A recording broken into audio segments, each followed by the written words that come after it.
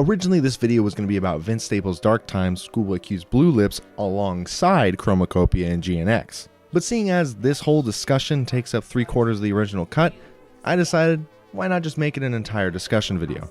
So, in this video, I am joined by Derapy of Derapy Podcast, and we are discussing Chromakopia and GNX. Check out Derapy, links are all in the description, links to YouTube, Spotify, and Apple Music. After listening to Chroma, I was like, this just feels like Tyler finally embraced everything from his albums, because every album so far has been like a reinvention kind of thing. Mm-hmm.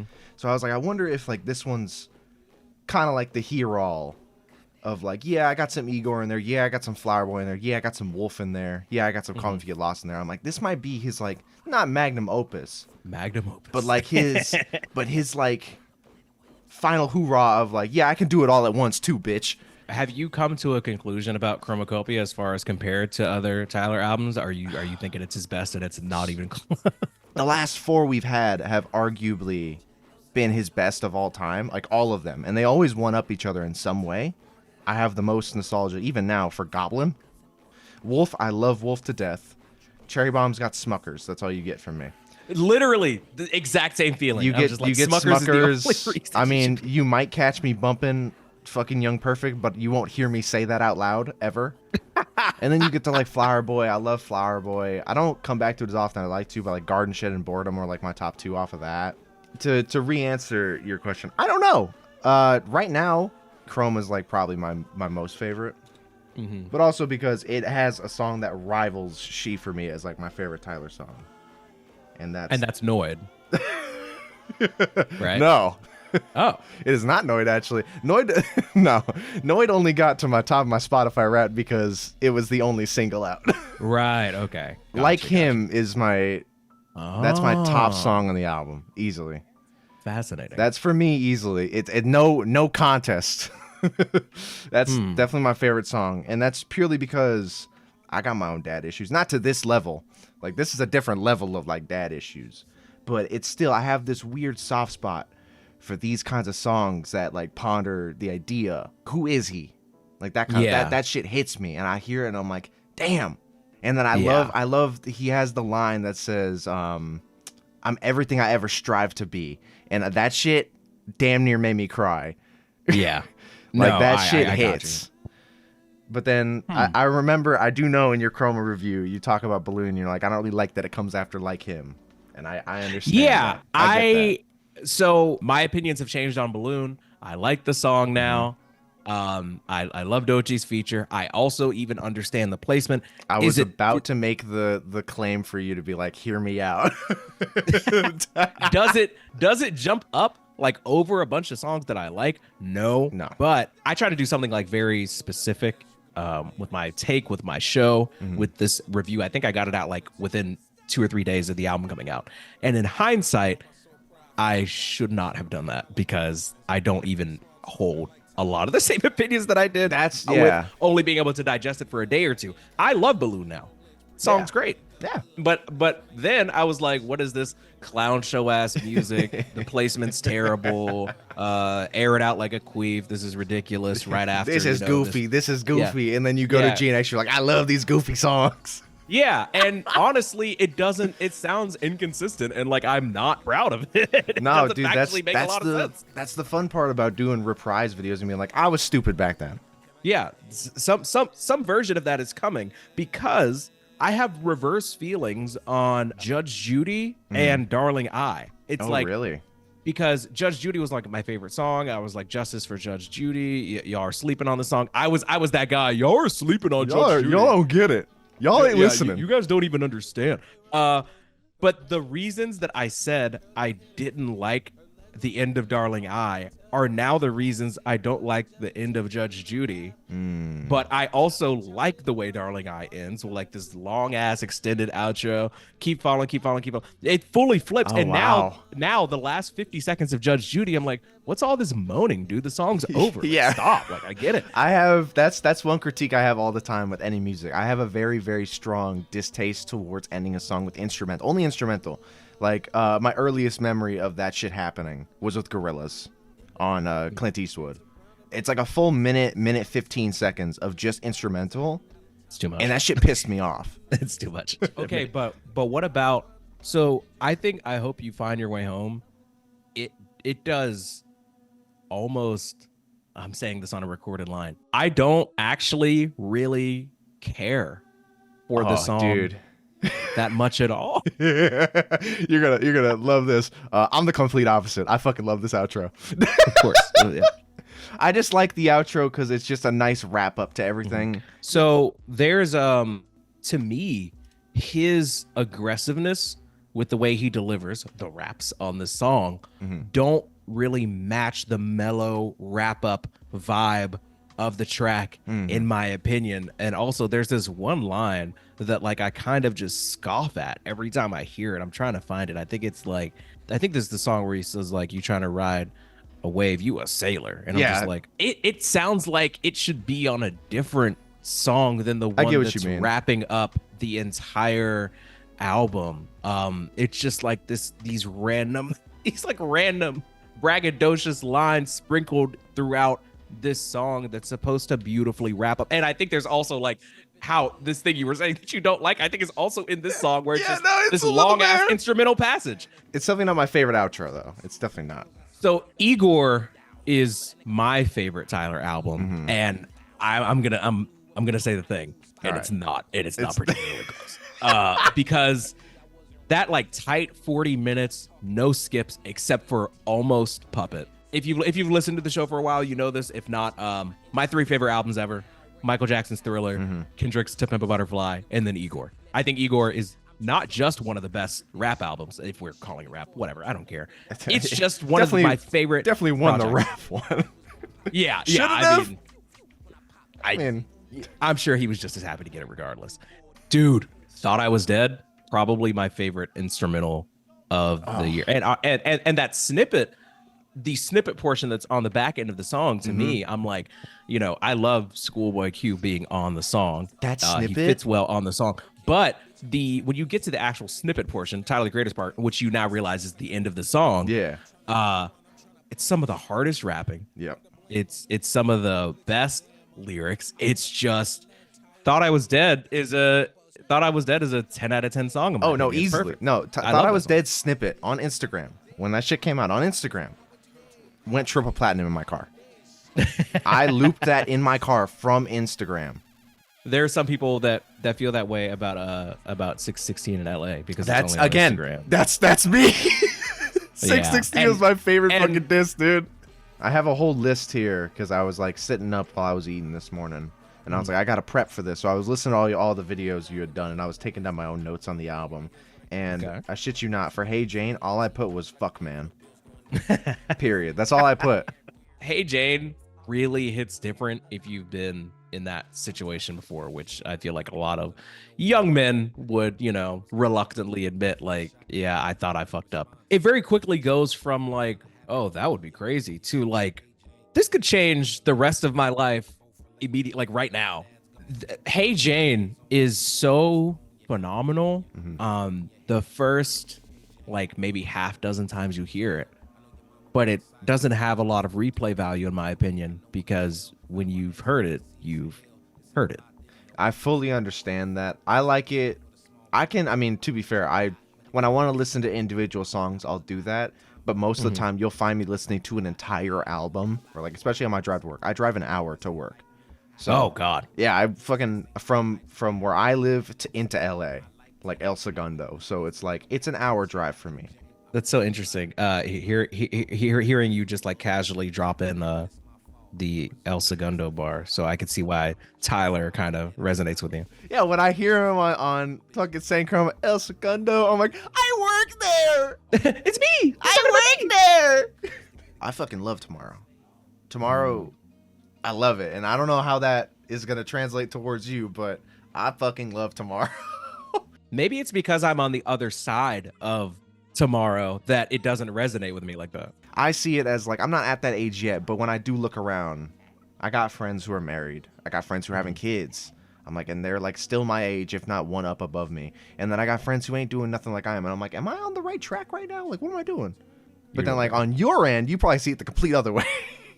Yeah, I'm like, I have a wife and I have like a plan to have children, and all my friends are getting married a little bit after me. They're still playing a little bit of catch up. I think I made it look easy for them. I'm literally looking at the tracks that I have on Spotify, and naturally you like the songs that you like. Yeah. And the only ones that aren't on the liked list are Hey Jane, Tomorrow, and that's it. I actually even have I Hope You Find It. I was gonna say, I was waiting for you to say I that hope. was a I mistake. was like, That yeah, was a that's mistake. crazy. I'm actually removing it right now.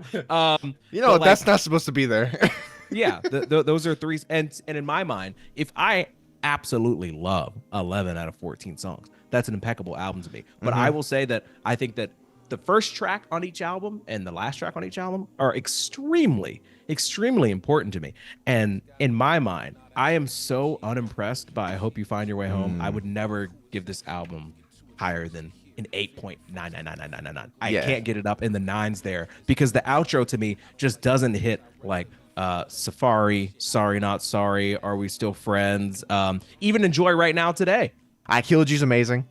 It's probably the first time I've heard a stagger like step flow that I like. Sticky is overrated to me. I think it's more of a meme than it is like an actual serious moment on the album. I enjoy Sticky. I will say, as someone who listened to it, I don't know when you listened to the album, but I listened to it when it came out at 3 a.m. He told you not to do that. It'll be there when you wake up. I was already awake. I was working, and I was like, you know what? I'm like, it drops in like 10 minutes. I might as well. I was too tired and like brain fried to realize that was Glorilla. So my brain was like, Megan Thee Stallion. Completely wrong. I've had multiple people say that. It was like, I thought it was Meg. And I'm like, I heard really? it that first time, but I was tired. I will use that as I was tired. Yeah. And then I'm like, oh, man, I love his flow. I love the lines. Oh, that's Sexy Red. I don't even like her, but this is good. Oh my God. Second half of the song goes crazy. The features don't do a lot for like Lil Wayne, one of his worst feature verses ever. That's completely valid just because of how short it was and how kind of almost simple it is for him. Dude, it was like a Drake rhyme scheme. It's lazy. Almost, Sticky yeah. situation, discombobulation, Condensation, dripping condensation, whisper condensation. That's the whole. I could have fucking done that. It's just not that. It's just not impressive. It's not very good. It's not good actually. It's not good at all. That's you know fair. What? Take your stance now. Take your stance now. It's bad actually. You know what? I hate it. It's the worst. Take him off the song. No, Sexy Red's verse is surprisingly like it's funny. Fun. It's like the same reason that I don't like Lil Wayne's verse. I do like Sexy Red's verse. I'm like, I love how short this is. I love how she just gets in there and gets out. She's not saying because shit. it's like I don't like Sexy Red like that. I don't listen to her. I don't care for her that much. But I will say, if there's one thing Tyler is really good at, and that we've said it for almost all the albums, when you're like, oh, I wish this person was on this song, I promise you, he didn't put them on there for a good reason. I will say the only feature that I don't, not because I don't care for it, I don't think it's needed, but purely because it's such a hard time hearing it, was fucking Daniel Caesar on Saint Chroma. Every time that song comes up, I sit here trying to listen for him, and I can barely tell it's him. That's like my one problem with that. I love that intro, though. Saint Chroma is like, I think you had said it. It's like a 10 out of 10 intro. Yeah, no, that's like a flawless intro. It's a 10 out of 10 song. Yeah. I never skip it. It's like Saint Chroma's nothing perfect. sticks in my head. It's funny because I talk about how Igor's one of my favorite albums of all time, but people fucking killed me because I just like very casually, I didn't even think much of it, and now that's on my fucking editor, allowing me to just casually be like, yeah, I skip Igor's theme sometimes. People are like, oh my God. That what people don't understand is that ironically, they're upset with me because they think I'm not appreciating the song. It's actually the opposite. I've listened to Igor so many times that there's no point. I mean, dude, if you wanted me to hum all of Igor's theme, I could do it. I could just do it. Trust me. I like the song. And then the last song we didn't talk about, Take Your Mask Off. It's perfect. Yeah, I think it's easily the most important song on the album. It's not even close. Also, can we just point out Baby Keem on fucking Unlike Him? Like, that might be the best feature on the album. Huh. Yeah. Huh. Where are you at for top 3, bottom 3, and like a finished rating? Top 3 is Take Your Mask Off. I think it's the most important song on the album. I got Thought I Was Dead, best banger on the album. Real. And I'm actually between Judge Judy and Darling I are both up there for me. Okay. So, bottom three is a lot easier. That's I Hope You Find Your Way Home, Hey Jane, and Tomorrow. And it's just like I have to say this, even though I know that people will understand. The bottom three songs don't mean they're bad songs. I will give I'm like, yeah, Dodger Blue, Strong 7, Light 8. People are like, how dare you slander that song? I'm like, when is an 8 bad? What the fuck? No, literally, yeah. Oh my god, bro. It's irritating as hell. That's why when people are like, oh, you gave that song a 7? Yeah, that means it's above, like way above average. Like 6 is barely above average. 7, that's above average. Six is like questionable. 6 is like I could skip this on any given day. 6 is like a teeter. 7 is like I like the song. This is a good song. My top 3, Like Him, Thought I Was Dead, and it's a toss-up between Ratata and Tomorrow. Because Ratata's face box line, like that's unparalleled, man. It's too good. Ratata's awesome. It's so fucking good. So when I did the part 3 of the GNX review and I was talking about Dodger Blue, I had like a real moment where I was like, how do I want to approach these very LA specific things? I decided to make the creative decision to just like open that up to people to have them share their experience in the comments. And I feel like that was the best possible thing to do because like I am not Professor Sky. I'm not the Dissect Podcast. Anybody can go to Genius and just read you what it means. No, exactly. But I was just like, in this specific instance, it would be better for people to share just why this resonates floor. with them. Yeah. And because I made that specific choice, I got like at least a couple dozen people commenting like, oh, this is why I love Dodger Blue so much because he said this in this verse. This is where I'm from. This is where I grew up. And I'm like, okay, that's why you guys are so pissed. I said it was a strong 7. It's okay. I get it now. See, for me, I have a very long note about Dodger Blue. I love the bars and the sound, but I love how it's almost close to calling me out. I live very close to, like, again, I'm an hour out of LA, 30 minutes on like a really good day. I despise going to LA. I hate the drive. Course. I hate the way the freeways are set up. I hate how the streets are set up. I'm like really trying to get people to understand that it is nobody's job to like convince you how to consume something. I'm like, I don't like Kendrick's energy in this song. And people are like, don't you understand that it's intentional? No, you have to understand that it's a very specific vibe that he's going for. This is an artistic choice. And I'm like, listen, dog, I just don't fucking like it. It's okay. It's that fucking clip. It's that fucking clip from Billy and Mandy where Grimm just goes, dog, this movie's stupid. And he goes, am I the only one that understands the complex nature of this amazing film? Like, it's just like that clip, man. It's just people try to convince me that like there's some like really deep philosophical reason to have this character, Mr. Poopy Butthole on Rick and Morty. I'm like, dude, it's like, no, it's just stupid. It's just stupid. It's the point. It's stupid, but it's supposed to be stupid and funny. And it's funny that you're trying to convince me that it's more than what it actually is. Yeah, exactly. My least favorite song on GNX is GNX. It's the title track. And that's just because it's the worst. I don't like Young Threat. I don't like going from like Hida and Peso. Like I like Peso's voice and I like his flow. I like Hida's flow and I like his bars. I don't like just going into a whisper. It's goofy. I can appreciate the humor in it, but again, I just don't like it. I don't think Young Threat kills the energy for me. I do like Kendrick being like, "Wah, hi." Yeah, like that shit's hilarious. That's so fun. But then on the other hand, Peekaboo is my favorite song on the album. It's so good. I fucking love Peekaboo. You know, so I have this kind of contradicting view of Reincarnated because it is a 10 out of 10 song.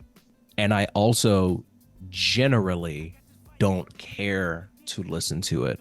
Maybe that's just because of the like painstaking effort I went through to try and make sense of it for the sake of my podcast.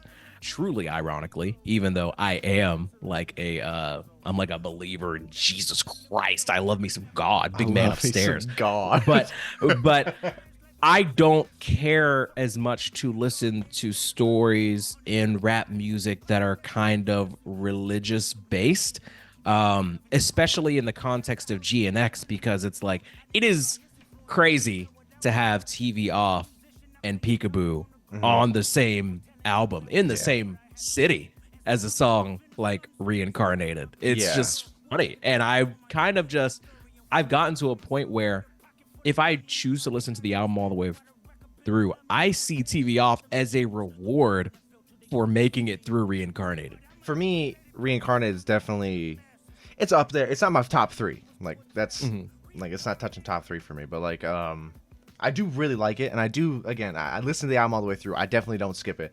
The most of the time, my skips for this album come weirdly enough, Man at the Garden, just because. Same. Yeah. Okay. Same.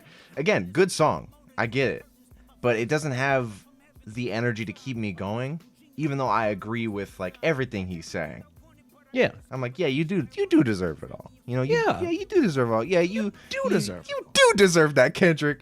But again, that's one of those situations where, for me, once I've heard it, I've heard it. Unlike Luther, every single time I listen to Luther, I get that warm fuzzy feeling of like, oh, this is nice. This is where I like to be. This is my happy place. And then I get to Man at the Garden, I'm like, okay, I guess we'll do this. When I hear GNX, I'm like, I don't really ever need to hear this shit again.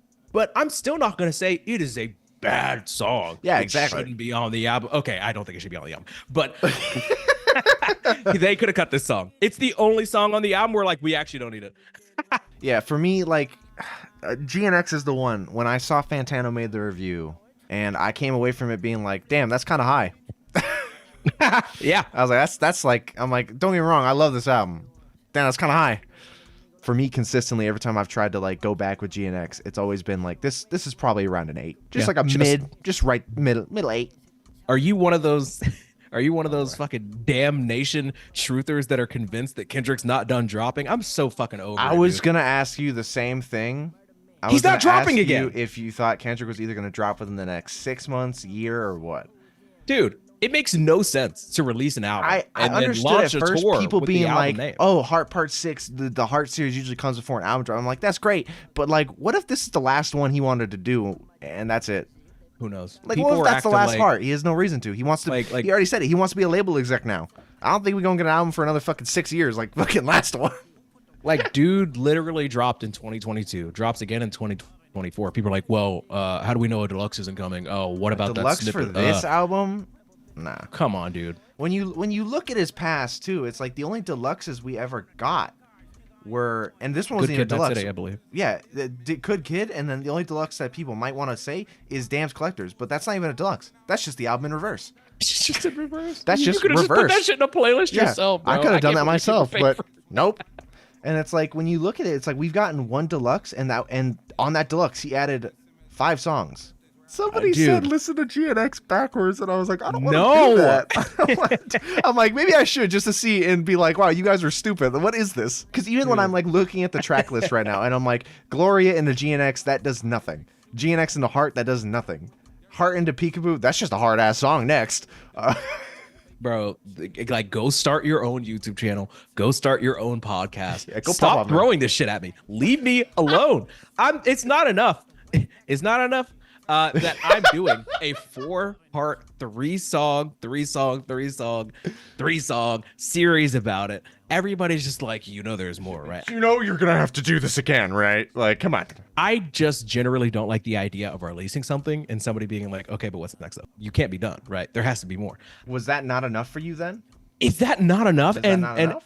People talking about this album like it's not an album is crazy to me. Like, to have a song like Reincarnated and Gloria and Heart Part 6 and Whacked Out Murals, to see these as mixtape songs is just fucking delusional. Like, just appreciate what's in front of you. Like, people will literally be like, this song is an absolute masterpiece. I can't wait till the real album comes. You sound like a fucking idiot. Yeah, like if you wanna use any album as like an example of like what a Kendrick mixtape would be, you have Section 80 right there. Yeah. You also have Untitled Unmastered. It's right there. Again, yeah. Untitled Unmastered, Overly Dedicated. Like, you have those. Those would be mixtapes. I'm not going to look at Damn and be like, damn, this mixtape, it's pretty good. I can't wait for the real one to come out. And then Collector's Edition, I'm like, see, this is the real one.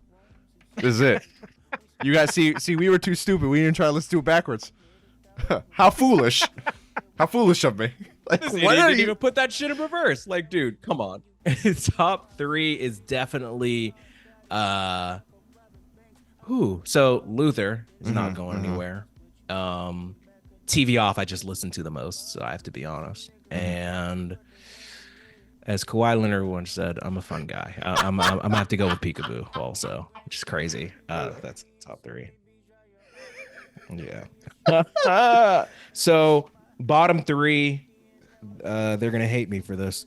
Man at the Garden, Dodger Blue, and GNX. GNX, and it's truly ironic that the title of the album, the title track, that's what I said, man. It's just not very good. It's so unfortunate. I want the title track of every album I listen to, if it has a title track, to be the best song on the album, or like a top 3. Ideally, and I'm just really shocked at how much I love Luther, how much everybody loves Luther, and how it's. I don't know if you knew this, you probably do, but it is not only is it most streamed on the album, the only song that isn't explicit, no bad words. Oh, you're right. Yeah, I didn't think about that. Yeah, I'm looking at it right now, shit, and it's the only one on the list that doesn't have that explicit E next to it, and I just think that's fucking awesome. Very fucking cool. Yeah. I don't know. I feel like that song was just like to be like, hey, I'm gonna do a SZA song better than any of y'all. Bye.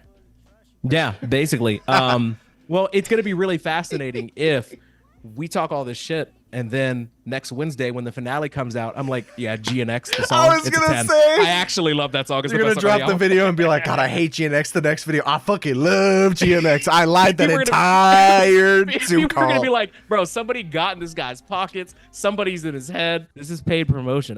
Tell him Hitta did it. Which one's the dude where he's like going through the numbers? He's like 21. It's Hitta. Yeah, Hitta. That bit is cool. And the wah hi. I like Peso's voice. Yeah.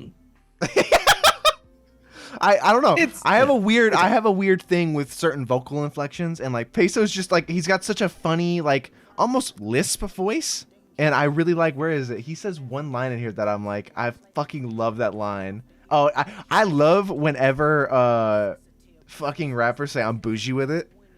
So the way he says I'm bougie with it, and I might let you kiss it. I'm like, that's so funny to me. And I'm like, every time that comes up, like I'll listen to GNX through Hitta's part and then skip, just because I just like hearing, I'm bougie with it. I might just let you kiss it. Well, I'm curious to know, what do you think? Because you aren't skipping the song when you listen to it. When I do my final review on Wednesday, where do you think I'm going to land on GNX 1 to 10 Fantano scale? So it's interesting. On the track, of course. On the track. For GNX specifically? Yeah, just that song. When I sit down and listen to it intentionally, how do you think I'm going to feel? I think you might land at the same opinion that I have, but you're definitely not going to vibe with Peso as much as I do. You're probably going to say like a strong, if not a strong 6, it's going to be just like a base 6. That well, you might know me better than you think. That because that's kind of how I feel right now. I look, I want to like it. I don't like hating on stuff. No, exactly. Cool at all. So I'll probably have an appreciation for it. And I guess I'll end on this as far as my GNX talk. When I very first heard it, I don't know how to explain it because I'm not a fucking music theorist. The way that the beat came in, the way the song started, I never felt like I got my footing. I literally got like a headache trying to understand what the fucking beat was doing. I think that really fucked up my experience, my relationship with the song from the jump. I was like, I literally don't understand the tempo that I'm getting right now, and it also is just, a goofy ass song. So both of those things combined, I was just like, this shit is like a bad joke as opposed to Peekaboo, which is peak comedy. As for mine, I'll probably run with my top 3 being Peekaboo, Hey Now. It's gonna either be Squabble Up or Luther. Wow, no TV off? No That's TV crazy. off. I have a very specific dislike for both TV Off and Squabble Up. I love those songs, but it feels like we're trying to strike Not Like Us again. But interesting. I'm not a fan of almost like the audience participation parts. I understand. I'm like, I get that. I'm like, I don't care for that, but I don't care for it more on TV Off because that one does feel like he's trying to strike lightning twice on it because he has the whole mustard, like that whole part, like that whole thing just feels like he's trying his damnedest to hit that Not Like Us again.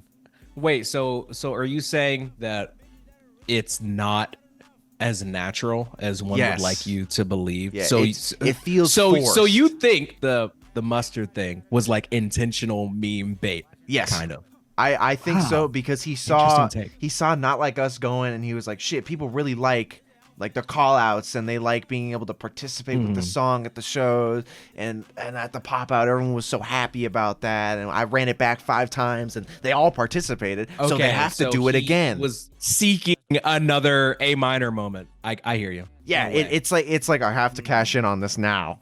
I also like Squabble Up more for the vibe. His whole flow when he's like, "Ghetto Job, Black and Miles, smearing off, yeehaw, we out." That flow, that's great. So good. That's my favorite flow on this album. Yeah. No, it's delivered with a certain level of tenacity that I really appreciate. I never really considered the intentional call out, crowd chant, meme bait kind of thing.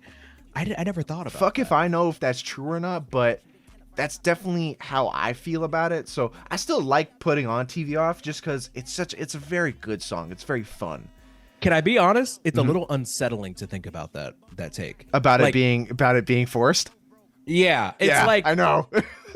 It almost, like, for some people that are less fragile than I, it could ruin the song for them. Dude, I'm not gonna lie, I'm still stuck on the whole like Kendrick plotting how to crack another meat. Like that's did I just fucking blow your brain up? I like honestly, that's just something that, you know, and maybe I have been glazing a little bit too hard, because it never really occurred to me that Kendrick's brain would go to that place. Like, I want to have another moment like that. It's kind of icky to think about, but it's not like, should we put it past him? I mean, he's just a guy. When you look at it, yeah. I mean, he's not our savior. Why would we like hold this to him? I don't know. In my mind, other artists do it all the time. NLE Choppa's thriving off the "Slut Me Out" stuff because it's memeable. If you look at Drake, he farms for like TikTok or dance music. Drake is like, look at fucking what's that one song? Fucking like from like 20, the one where he gives out the money. Dude, that's literally what I was about to say. Yeah, like, I hate that song. God's Plan. Yeah, I hate that song. Okay. I understand why you do, because that is literally the textbook definition of what you're talking about. Kendrick might have been doing with Mustard. So it's like, you yell the name, everyone's gonna remember it, and like, you're trying to reignite that with the screaming of it, and that's how I feel about it. Whether or not it's true, I don't fucking know. I'm just a guy. If Drake ever actually successfully initiates round 2, which he won't, but you know, it's fun to think. If he ever does, I would hope, you know, just as a, no, I'm not switching back over. What I'm saying is, I would hope that he mentions the fact that, like, you know, he dropped some bar about like screaming Mustard for clicks. To be fair, I don't know. I feel like he'd do it in a really shitty, corny way, because him doing that shit in the Twitch chat going "Custard." That was stupid. Wait, was that real? Oh yeah, I think that was real. I'm pretty sure that was. Let me look it up. But yeah, no, fucking, he was in. I forgot whose chat it was. It might have been Kai Cenat's.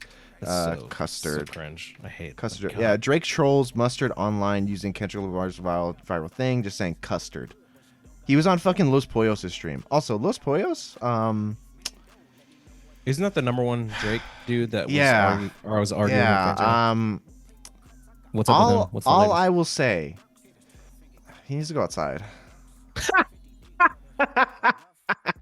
Really quickly, my bottom 3. GNX. I'll throw Dodger Blue and Man at the Garden.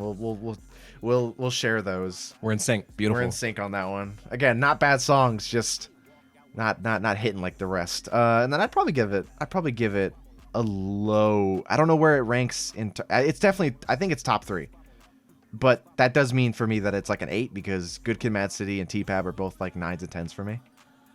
So it's like, yeah, I thank you for allowing me this time to talk to you probably fucking almost 2.5 hours. 2.5 hours almost. Yeah, 2:21. Yeah, thank you so much for this. I really enjoyed this. It was very fun. Thank you so much for watching this video. I had a blast discussing these albums with Derapy. Again, go check them out. Links are in the description below. And I hope you enjoyed this. Please, I want to do more of these. Let me know who I should collaborate with next, if possible. So don't be throwing Fantano out there or nothing. But thank you so much for watching. Like, comment, subscribe. You know the gist.